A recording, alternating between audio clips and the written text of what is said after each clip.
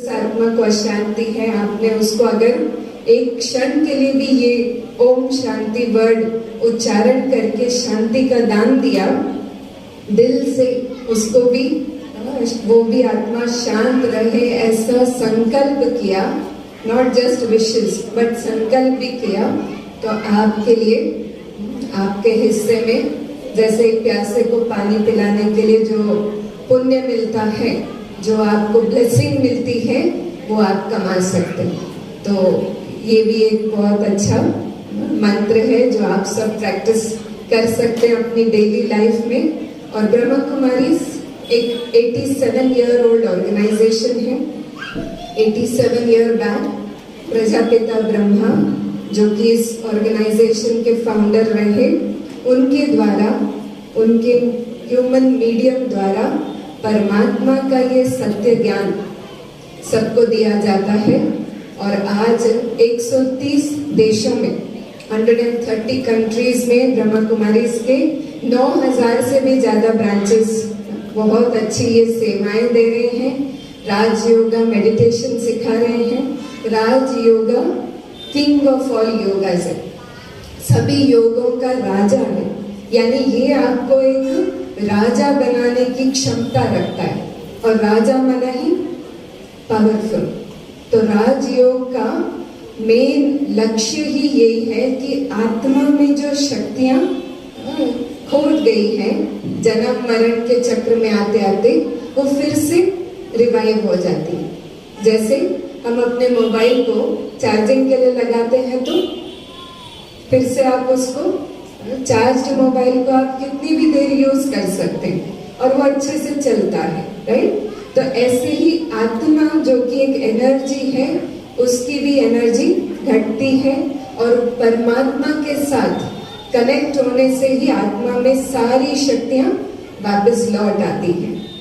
इसी को हम राजयोग कहते हैं कि आत्मा में सारी शक्तियों को वापस उसको जागृत करना। जैसे आज हम सब शिवरात्रि मना रहे हैं, तो आज दुनिया भर में लोग क्या करते हैं, सारी दुनिया में लोग जागरण करते हैं ना, आज सारी रात जागने का महत्व है बोलते हैं। लेकिन मैं आप सबसे एक प्रश्न पूछती हूँ कि आप अगर एक रात जागने से परमात्मा की प्राप्ति होती या आपका कुछ फायदा होता, तो आप हर रात जागते थे, है ना।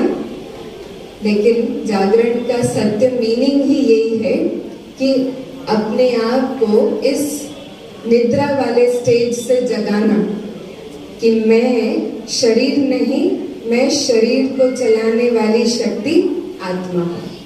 और वो ना केवल एक दिन प्रैक्टिस करने का बात है, वो हर दिन हर सुबह उठते ही अपने आप को ये रिमाइंडर देना है कि मैं ये शरीर नहीं, इस शरीर में विराजमान आत्मा हूँ। और आत्मा का परमात्मा के साथ अविनाशी संबंध है। जैसा मेरा शरीर का बहुतों के साथ संबंध है, शरीर के बहुत सारे रिलेशनशिप्स हैं, पर आत्मा का रिलेशनशिप एक ही है परमात्मा के साथ, और वो अविनाशी है। तो ना आत्मा कभी विनाश को प्राप्त होती है, ना परमात्मा कभी विनाश को प्राप्त होते हैं। ये दो सत्य, आत्मा और परमात्मा, ये हमेशा रहते हैं। इसीलिए परमात्मा को क्या कहा गया, सत्यम शिवम सुंदरम, यानी शांति है। तो ये ब्रह्मा कुमारीज में हेलो हाय नमस्ते के बजाय हम ओम शांति बोलते हैं। ये कल्चर इसलिए हमारे पास प्रैक्टिस किया जाता है, या यह संस्था भी ओम शांति से पॉपुलर है कि ये एक रिमाइंडर होता है अपने आप को कि हम ओरिजिनली शांत स्वरूप हैं। तो डेली अगर आप किसी को भी विश करते हुए ओम शांति बोलेंगे तो कितनी बार अपने आप को रिमाइंडर मिल जाएगा। सोचिए, जितनी भी बार आप किसी को नमस्ते बोलते हैं, हेलो हाय बोलते हैं, अगर आप उनको ओम शांति बोलेंगे तो आप उनको भी रिमाइंड कर रहे हैं कि वो भी शांत स्वरूप आत्माएं हैं। आप अपने आप को भी एक रिमाइंडर दे रहे हैं। और आज सारी दुनिया में सबसे ज्यादा कमी किस चीज की है, शांति की है। आज दुनिया में जिस हिसाब से अशांति बढ़ती जा रही है, तो हमको एक शांति का एक छोटा सा मीडियम बनना है। अपने आप को भी रिमाइंडर देना, दूसरों को भी रिमाइंडर देना है कि हम हैं ही शांत स्वरूप आत्माएं।